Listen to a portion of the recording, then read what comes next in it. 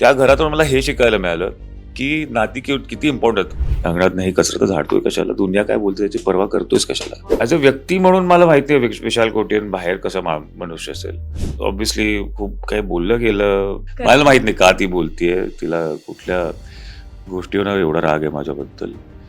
पण रुचिता जे काय असेल विसर सगळं. राखी बरोबर मला बोलायचं भरपूर, पण माहित नाही, घरात राहून मला माहित नव्हतं की काय काय बोललं गेलं बाहेर. तर आता मी हळू पण राखी सपोर्ट करत होती, त्यासोबत रिद्धी सपोर्ट करत होती. काही झालं असेल आमच्या आयुष्यात एक स्पेशल जागा ती दरवेळेलाच राहणार आहे. हॅलो नमस्कार फ्रेंड्स, मी मज्जाची नीलम. बिग बॉस मराठी 6 खूपच गाजलं, पण the real gentleman Rakesh Bapat आता माझ्यासोबत आहे. कसा आहे दादा? मस्त. कशीस तू? मी खूप छान आहे आणि खरं तर खूप छान वाटत होतं. तुझा गेम फार आवडत होता. मला सांग की ट्रॉफी नाही आली, पण एक छान टॅग मिळाले द रिअल जेंटलमॅन आणि प्रेक्षकांच्या मनात घर केलंयस. किती छान आणि किती प्राऊड वाटतं. अरे फार म्हणजे ऍक्च्युली शब्द फुटत नाहीत हे सांगायला की किती आनंद होतोय की जे प्रेम दिलंय आतापर्यंत ते होतच. आता जे डबल प्रेम मिळालंय, कायच सांगू त्याच्यावर. मी literally I am very very happy and thank you. खरंच थँक्यू सो मच. येस, पण आता जे फर्स्ट रनर अप आलंय त्याच्यानंतर खूप डीएम्स आणि कॉल्स वगैरे खूप आले. तुला सांगू ऑनेस्टली मी फोनच नाही चेक केला जास्ती. कारण की मला ती सवय लागली होती फोन नसण्याची. ती मला आवडली ॲक्चुअली. कारण की आपण मी तेच सांगायचं सगळ्यांना, मी सगळ्यांना तेच सांगतो. आम्ही बाहेर आल्यावर मी सगळ्यांना सांगतो फोन कमी वापरा प्लीज. कारण की काय होतं की आपण सगळं इन्फॉर्मेशन घेतो Google आणि काही बोलायचंच नाही सोडून तुम्ही एकटा बसत तू माझ्यावर बसली आहे. मी फोनवर काय तुझ्याशी का नाही बोलत आहे गप्पा मारत. त्या घरातून मला हे शिकायला मिळालं की नाती किती इम्पॉर्टंट. बोलायला आहेत लोकं, पण आपण बोलत नाही. सो बेसिकली बोला, जरा कमी वापरा फोन. खरंच आयुष्य सॉर्ट आउट होईल. नाती खूप इम्पॉर्टंट आहे, तू आत्ताच म्हणाला, आणि या घरात तू फार नाती जोडली आहेस. तन्वी सोबतचा एक स्पेशल बॉन्ड झालाय भाऊ बहिणींचा. जेव्हा बहिणीच्या हातात ती ट्रॉफी बघितली, काटा गँगकडेच आली आहे ती शेवटी ट्रॉफी. जे ठरवलं होतं तसंच झालंय. किती छान वाटते. पण एक होतं की तिला सगळेजण बाहेर फेक म्हणत होते किंवा तिच्या विरोधात फेक PR केला जातात. या भावाला ते सगळं पाहूनही कसं वाटलं? अं, मी तिला एकच म्हणायचो, मला तर खूप आनंद झाला ती जिंकली. म्हणजे मला तिची जिद्द पहिल्या दिवसापासून दिसत होती. तिला ओळखायचो नाही पहिल्यांदा. पण नंतर मी जसं जसं आमचं क्लोजनेस वाढलं तेव्हा ओळखायला लागलो तिला. एक क्लिअर विजन आहे तिची and that's what I appreciate. आजकाल या वयामध्ये पण एवढं क्लॅरिटी असणं खूप क्वचित असतं असं लोकांमध्ये. आणि एकच तिला मी दरवेळेला एक मी म्हणतो दरवेळेला की एक म्हण म्हण एक शायरी टाइप छोटीशी असं एक आहे की अंगणात नाही कचरा तर झाडतोय कशाला, अंगणात नाही कचरा तर झाडतोय कशाला, दुनिया काय बोलते याची पर्वा करतोयस कशाला. सो बेसिकली दुनिया तुमच्या कचरा नाहीच आहे तरी तुम्ही झाडत बसताय, तुम्हीच थकताय तिथे. दुनिया मग तुम्ही झाडताय, कचरा झाडताय तर दुनिया अजून टाकते कचरा तुमच्या अंगणामध्ये. ते झाडतच बसाल तुम्ही आयुष्यात. नका करू. काळजीच करू नका त्याची. कारण की तुम्ही जे केलंय, तुमचं कर्म होतं, तुम्ही चांगल्या पद्धतीने खेळला, तुमचं एक चांगलं व्यक्तिमत्व आहे, तुम्ही चांगले माणूस आहात. हेटर्स विल बी हेटर्स आणि अप्रिशिएटर्स विल बी अप्रिशिएटर्स. ते 2 सेक्शन्स असणार आहेत. कॉइनचे 2 बाजू असतात एका नाण्याचे. तसंच असणार आहे. त्यामुळे कुठली गोष्ट सिरियसली घ्यायची आणि नाही घ्यायची ते आपल्यावर आहे. आणि मला वाटतं की स्वतःवर विश्वास असेल ना, की तुम्ही स्वतः एक क्लिअर माणूस असाल, क्लिअर थिंकिंग असेल तुमची, तर या गोष्टी अफेक्ट करायला नकोच कोणालाच. आणि बेसिकली सगळ्यांचा जो जॉब असतो तो बेसिकली त्यांचे ओपिनियन्स असतात. काही-काही लोकांना पटतं, काही-काही नाही पटत. दॅट डझंट मेक असं काही तुम्ही चुकीचं आहे किंवा तुम्ही बरोबर आहे ते नाही ठरत. तुम्ही काय आहात ते तुम्ही स्वतः ठरवता आणि त्याप्रमाणे तुम्ही जाता पुढे आयुष्यात. तेच, पण या घरात तोही काही जणांना पटत नव्हतं असं दिसत होतं, पण तरीही तू शांत. म्हणजे मी तर मला असं वाटत होतं की किती तुला ते बोललं जायचं, कधी अपमान केला जायचा. या सगळ्यात शांत राहणं हे खरं तर कसं जमतं? काय माहिती? काय माहिती? नामस्मरण खूप करतो मी. आणि कला माझी कलाची पहिल्यापासून डेव्हलप केली आहे. त्यांनी मी कधी एकटा पडलो नाही किंवा असं कधी मला वाटलं नाही. चुकीचे विचार कधी आयुष्यात डोक्यात आले नाहीत. मी दरवेळेला पॉझिटिव्ह, कारण की तुम्ही कला जेव्हा बनवता, art is being close to God, creating art. तर जेव्हा मी आर्ट बनवतो, कला करतो, मी देवाच्या जवळ पोहोचलेलो असतो ऑलरेडी आणि एक वेगळीच भावना असते ती. त्यामुळे बाहेरचं जग काय, कसं वावरतं, कसं बोलतंय माझ्याबद्दल किंवा त्यांचे काय विचार आहेत, ते त्यांचे विचार आहेत. ते मला अफेक्ट व्हायलाच हवे असं गरजेचं नाहीये. जेव्हा वाटतं मला कुठेतरी अफेक्ट होतं, तेव्हा मी असा एक रस्ता निवडतो जो मला चुकीच्या मार्गी घेऊन जाणार नाही. कला तुम्हाला चुकीचं कधीच करू देणार नाही. त्यामुळे तो ऑप्शन माझ्यासाठी तो खूप चांगला ऑप्शन मी क्रिएट केला लहानपणापासून. आणि तेच करा, तुम्ही कुठल्याही सिच्युएशनमध्ये असाल, जेव्हा हताश व्हाल, तुम्ही काहीच हेल्पलेस वाटेल, की काहीच होऊच शकत नाही तुमच्याकडनं सुद्धा. बस देवावर सोडा आणि आपला एक शांत पेशन्स ठेवा. आपल्या पण गोष्टी घडतात. That's it. Slow is the fastest way to reach where you want to reach.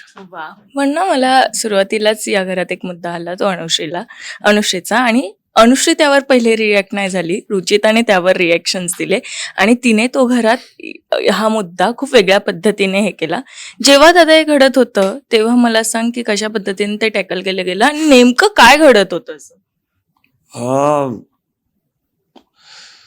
मला ऍक्च्युली माहिती नाही नेमकं काय का तो मुद्दा आला बाहेर.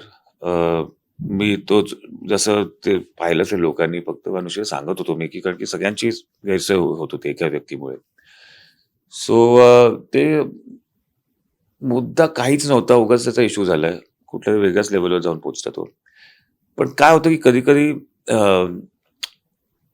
जेव्हा आपल्याकडे इश्यूज नसतात, तेव्हा कुठला तरी इश्यू काढून त्याच्यावर इश्यू बनवायचं, जास्ती वेळ त्याच्यावर बोललं की मग ते दिसलं जातं, जास्ती दाखवलं जातं. ती पण एक फिलॉसॉफी असते. गेम शो ज्यांना कळतो त्यांना कळतो, त्यांना नाही कळत त्यांना नाही कळत. मग अशा सगळ्या गोष्टी होतात. सो बेसिकली इट्स सिम्पल आहे. इश्यू खरंच नव्हता तो. मला खरंच माहित नाही रुचितानी का असं केलं. I am sure she has a own reasons. पण झालं ते झालं. मला आता त्याचं काय त्याच्याबद्दल काय एवढं काय खंत नाही आता. सिच्युएशन झाली तशी झाली, पण अनुश्री आणि शेवटी अनुश्रीनेच मला सेकंड प्लेसवर ठेवलं. तिला सांगितलं गेलं की तुझ्या नंतर कोणाला ठेवशील तू. तर finally it comes round circle of life. हो, पण असंच काही विशालने केलं. विशालने तुझ्या पर्सनल आयुष्याबद्दल खूप काही म्हटलं आणि म्हटलं की बाहेरपासून आमचे वाद होते आणि मला असं वाटतं की त्यानंतर त्याने शेवटी माफीही मागितली. आत्ता माफ केलंय का की या सगळीकडे आता कसा बघतोय खरं तू? पहिली गोष्ट, विशाल कोटेनला मी ओळखायचोच नाही पहिलं. He is not my friend. मी असं काय अक्वेंटन्स माझं कधीच नव्हतं. असं कधी आम्ही रस्ते क्रॉस झालेत आमचे, असं काय. फक्त बिग बॉस एका वीकसाठी मी तिथे होतो, तेव्हा तो कॉन्टेस्टंट होता. तिथे पण आम्ही हार्डली काही मिनिटं बोललो असू. मग अशी वाद कधीच झाले नाही. मला तरी लक्षात नाही. Maybe I don't think I remember that.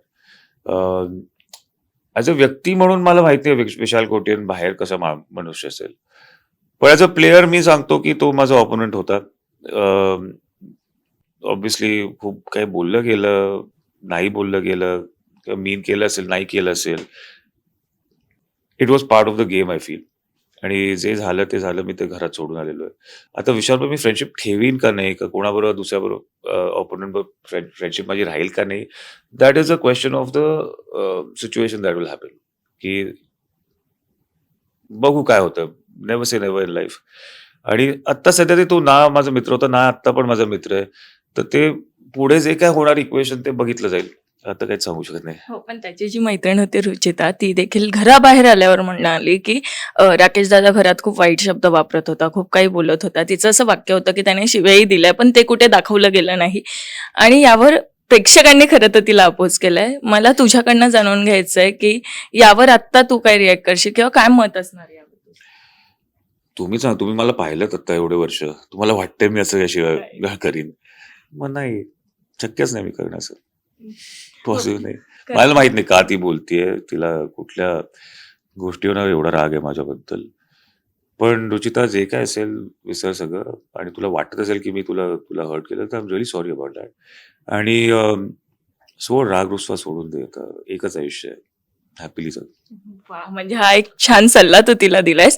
तेव्हा ते खूप पब्लिक रिव्ह्यू केले आणि तेव्हा असं झालं की प्रेक्षकांच्या मते विनर कोण होता तर तू होतास. पण प्रेक्षकांना कुठेतरी नाराज होते कारण त्यांना असं वाटत होतं की काटा गँगमध्ये तू दीपालीताई आणि तन्वी यांच्या खांद्यावर बंदूक ठेवून खेळतोस, तू इंडिव्हिज्युअल आणखी चांगला खेळू शकत होतास असं त्यांचं मत आहे. तुला खरं असं वाटतं काही? नाही का, असं काहीच नाही वाटत. आम्ही कोणी कोणाच्याच खांद्यावर बंदूक ठेवली नाही. आम्ही नॅचरल होतो. असं लोकांना वाटलं असेल तर माहित नाही. पण आमचा असा काहीच गेम प्लॅन नव्हता, किंवा माझा कधीच नाही. माझा गेम प्लॅनच नव्हता. पहिली गोष्ट म्हणजे मी या घरात ऑनेस्टली जे मला इथे फील झालं तसं मी वागत होतो. ज्या क्षणी जे वाटलं तसं मी केलंय. असा game plan devious mastermind मी नाहीच आहे. मी खरंच सांगतो, मी नाही आहे, मी होऊच शकत नाही मास्टर माइंड.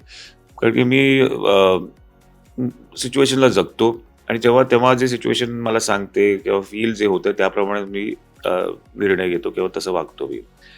आणि मग त्याच्यानंतर जे काय होईल लाईफमध्ये ते ऑब्व्हियसली माझाच डिसिजन आहे. चूक असेल, बरोबर असेल, तो माझा असेल डिसिजन. सो मी असं कधीच नाही की असा विचारच कधी आला नाही की हिला खाली करायसाठी मी असं करणार किंवा काही नाही. नाही, मी ॲज अ पर्सन असा एक माणूस आहे की जो ऑलवेज लोकांना घेऊन पुढे जाईल, ना की एकटा पुढे जाईल आणि मागे सोडेल.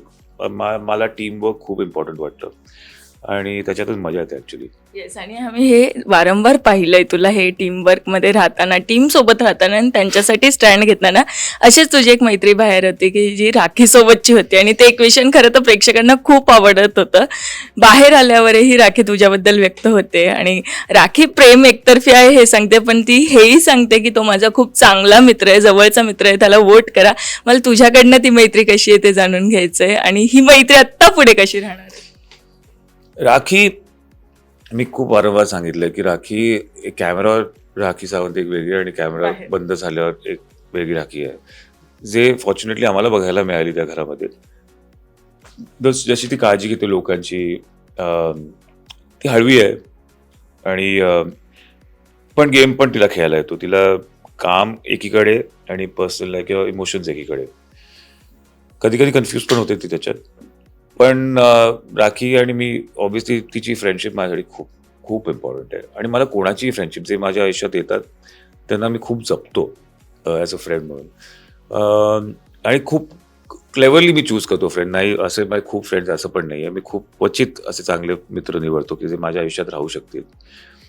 तर राखीबरोबर मला बोलायचं आहे भरपूर. येस, तिचे फिलिंग्स तिने सांगितले होते, पण आय रिस्पेक्ट दॅट.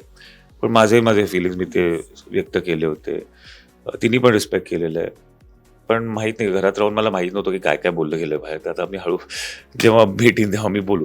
अगदीच, पण राखी सपोर्ट करत होती, त्यासोबत रिद्धी सपोर्ट करत होती. ती काहीही तुझ्यासोबत घडत होतं त्यावर ती स्वतःहून व्हिडिओद्वारे किंवा सोशल मीडियाद्वारे व्यक्त होत होती. तिचा सपोर्ट किती इम्पॉर्टंट होता आणि काही बोलणं झालंय का? तिला कसं वाटलं खरं तर तू बिग बॉसमध्ये इतक्या दिवस राहून आत्ता आलास? ती आत्ता बोललो तिच्याशी मी गेलेलं. ती म्हणाली तू फारच छान खेळला, म्हणजे OTT पासून खूपच वेगळं बघायला मिळालं तुझं रूप. कारण की इथे मी होतो आणि ते खूप गरजेचं होतं. आणि ती म्हणाली की शी इज प्राऊड ऑफ मी आणि तिने सपोर्ट करते. ती दरवेळेला सपोर्ट करते मला. ती काही कोणी बोललं तर तेव्हा पहिल्यापासून ती उभी राहायची माझ्यासाठी आणि मी पण तिच्यासाठी उभा राहतो. काही झालं असेल आमच्या आयुष्यात, एक स्पेशल जागा ती दरवेळेलाच राहणार आहे दोघांच्या आयुष्यात एकमेकांची.